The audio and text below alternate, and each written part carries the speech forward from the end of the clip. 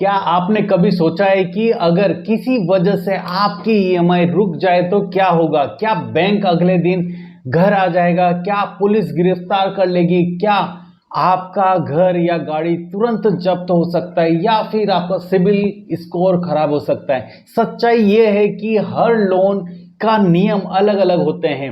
Home loan, personal loan, car loan, gold loan और credit card और educational loan में हर एक में बैंक की कार्रवाई अलग अलग होती है।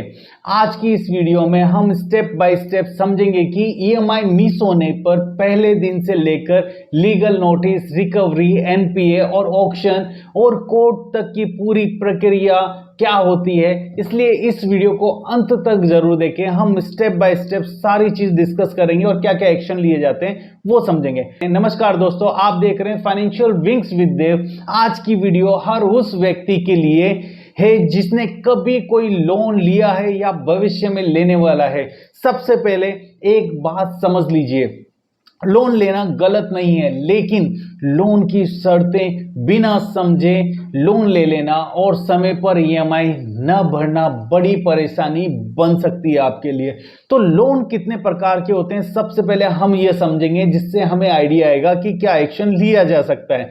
सबसे पहले ये समझिए कि लोन मुख्य रूप से दो प्रकार के होते हैं। एक होता है आपका सिक्योर्ड लोन और एक होता है आपका अनसिक्योर्ड लोन। सिक्योर्ड लोन वो होता है जिसमें बैंक के पास आपकी कोई संपत्ति गिरवी रखी हुई हो, जैसे एग्जांपल होम लोन हो गया, कार लोन हो गया, गोल्ड लोन या लोन अगेंस्ट प्रॉपर्टी, राइट, या लोन अगेंस्ट एफडी। अगर आप लंबे समय तक ईएमआई नहीं भरते तो बैंक कानूनी प्रक्रिया के तहत उस गिरवी रखी संपत्ति पर कार्रवाई कर सकता है। दूसरा है अनसिक्योर्ड लोन। इसमें बैंक के पास में आपकी कोई संपत्ति गिरवी नहीं होती है। एग्जांपल समझते हैं, ऐसे कौन कौन से लोन होते हैं, जैसे आपका पर्सनल लोन हो गया, क्रेडिट कार्ड लोन हो गया, या अधिकांश एजुकेशन लोन्स हो गए, या कोई कंज्यूमर लोन हो गया। लेकिन इसका मतलब ये बिल्कुल नहीं है कि बैंक कुछ नहीं करेगा। आपके ऊपर पेनल्टी, रिकवरी, लीगल नोटिस और सिविल पर असर जैसी कई कार्रवाई हो सकती है आपके ऊपर। समझते हैं कि ईएमआई मिस होने पर पहले दिन से क्या होता है। इसमें हम जानेंगे स्टार्ट टू एंड सारी प्रोसेस की कि बैंक क्या क्या एक्शन लेता है। मान लीजिए आपकी ईएमआई हर महीने 5 तारीख को कटती है। अगर खाते में पैसे नहीं है तो ईएमआई बाउंस होगी और बाउंस चार्जेस लग सकते हैं, लेट पेमेंट चार्जेस लग सकते हैं, एसएमएस और ईमेल आएंगे आपको, बैंक कॉल्स करेगा। अगर आप 1 से 30 दिन तक अगर आपने ईएमआई नहीं भरी तो बैंक क्या कर सकता है? पहले तो आपको रिमाइंडर कॉल्स आना स्टार्ट हो जाएंगे, एसएमएस, ईमेल और लेट पेमेंट, लेट फीस लगेगी, पेनल्टीज लगेंगी। अगर आपने 31 दिन से लेकर 60 दिन तक भी अगर आपने पेमेंट नहीं की है तो रिकवरी टीम आपसे संपर्क करना स्टार्ट कर देंगी, ज्यादा कॉल्स आएंगे, सिविल स्कोर गिरना स्टार्ट हो जाएगा और भविष्य में लोन मिलना काफी कठिन हो जाएगा, क्योंकि 60 डेज तक आपकी ईएमआई नहीं की है। 60 डेज से 90 डेज तक अगर लगातार आपकी ईएमआई नहीं की तो फॉलो अप रिकवरी वाले नोटिस भेजेंगे आपको, सिविल स्कोर खराब कर सकते हैं, बैंक की तरफ से पर्सन्स आपके घर पे आ सकते हैं और 90 दिन या उससे अधिक होने पर अगर लगातार 90 दिन तक आपने कोई भुगतान नहीं किया तो इन मामलों में लोन अकाउंट्स को एनपीए घोषित कर दिया जाता है। एनपीए मतलब नॉन परफॉर्मिंग एसेट्स। इसके बाद बैंक कानूनी वसूली की प्रक्रिया को आगे बढ़ा सकता है। It means after 90 days, after 3 months. Okay, loan type के हिसाब से क्या कार्रवाई होगी अब समझते हैं। होम लोन, अगर होम लोन की ईएमआई लंबे समय तक नहीं भरी जाती तो reminders, recovery calls, legal notice, NPA कानूनी प्रक्रिया के बाद घर की नीलामी तक कार्रवाई हो सकती है। ये अप्रोक्सीमेट, इसमें भी सेम 90 डेज का ही पीरियड होता है, ये ध्यान रखें। कार लोन में भी सेम नोटिस आएंगे, आपको रिकवरी एजेंट्स की कॉल आएगी या रिकवरी एजेंट्स उनकी टीम आएगी। कानूनी प्रक्रिया के तहत आपसे वापस वाहन बेचकर बकाया राशि की वसूली करने का प्रयास किया जाएगा या आपको बोला जाएगा कि बाकी के आउटस्टैंडिंग पेमेंट भरे। Same as it is gold loan में भी नोटिस आएगा, आपको भुगतान के लिए समय समय पर आपको फोर्स किया जाएगा या गिरवी रखा सोना जो आपने रखा हुआ है उसे नीलाम कर दिया जाएगा। सेम लोन अगेंस्ट प्रॉपर्टी में भी अगर लोन नहीं भरा तो कानूनी प्रक्रिया के बाद गिरवी रखी गई संपत्ति कार्यवाही हो सकती है, उसे भी बेचकर आपका आउटस्टैंडिंग अमाउंट वो ले सकते हैं बैंक। पर्सनल लोन, इसमें कोई संपत्ति आपकी गिरवी नहीं होती है, लेकिन रिकवरी कॉल्स, रिकवरी पर्संस आपके यहाँ आ सकते हैं, पेनल्टी लग सकती है, legal notice, civil recovery process या सिविल स्कोर आपका खराब कर दिया जा सकता है बैंक की तरफ से। क्रेडिट कार्ड या लोन, ये सबसे महंगे लोन्स में से एक माना जाता है क्रेडिट कार्ड आपका।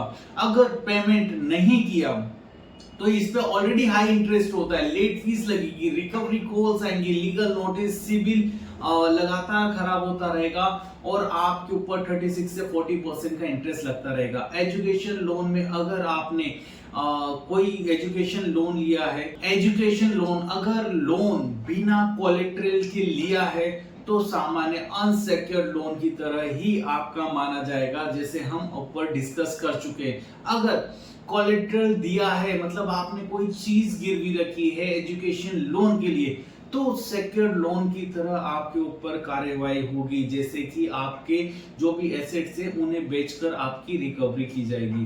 क्या बैंक आपके घर आ सकते हैं? सबसे बड़ा सवाल। अगर रिकवरी टीम आती है तो उसका उद्देश्य भुगतान के बारे में बात करना होता है, उसे कानूनी और आरबीआई के नियमों के अनुसार उससे आपसे व्यवहार करना होता है। धमकी, मारपीट या उत्पीड़न स्वीकार्य नहीं है। यदि ऐसा हो तो आप बैंक में शिकायत जरूर कर सकते हैं।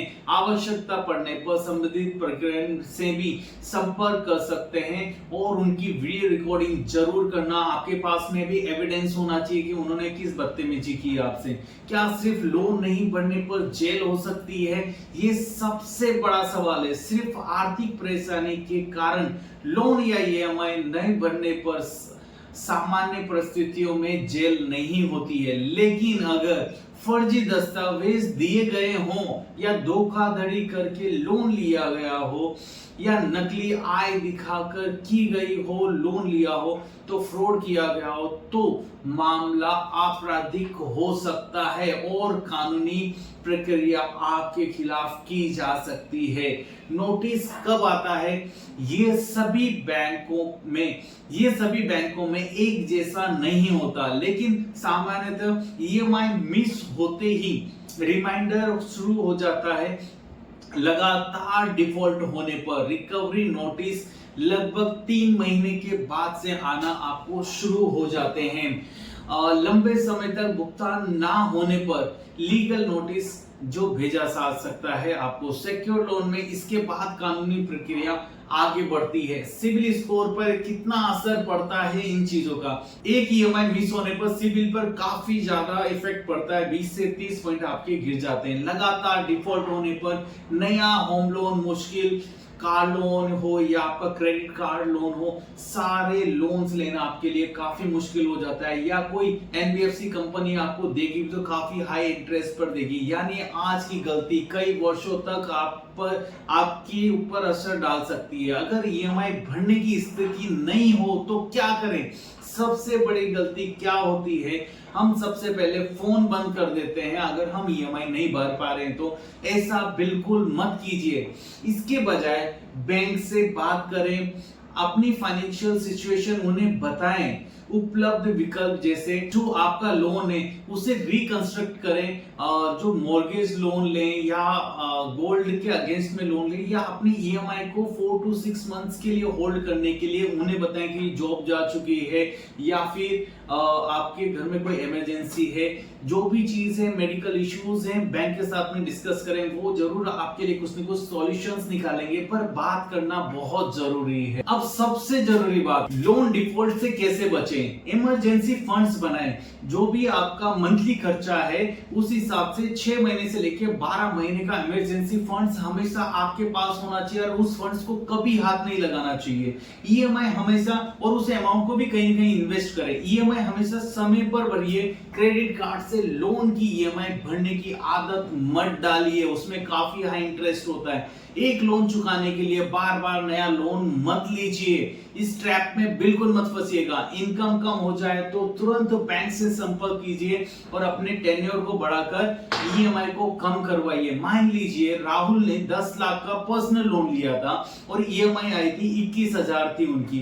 कुछ महीने बाद नौकरी चली गई, उसके बाद उसने बैंक का फोन उठाना बंद कर दिया। धीरे धीरे पेनल्टी बढ़ती गई, सिविल खराब हो गया, रिकवरी कॉल्स आने लगे, रिकवरी एजेंट्स घर तक पहुंच गए, लीगल नोटिस आने लगे। अगर राहुल शुरुआत में ही बैंक से बात करता तो उपलब्ध जो विकल्प हैं उन पर समय रहते चर्चा की जा सकती थी। सबसे बड़ी सीख दोस्तों, लोन से डरने की जरूरत नहीं है, लेकिन लोन को हल्के में लेने की गलती भी बिल्कुल नहीं करनी चाहिए। याद रखिए, सेक्योर्ड लोन में गिरवी रखी संपत्ति पर कानूनी प्रक्रिया के तहत कार्यवाही की जा सकती है और अनसेक्योर्ड लोन में आपकी संपत्ति सीधे जब्त नहीं होती, लेकिन रिकवरी और पेनल्टी सिविल पर असर पड़ सकता है और कानूनी वसूली की प्रक्रिया भी आपके खिलाफ शुरू हो सकती है। सिर्फ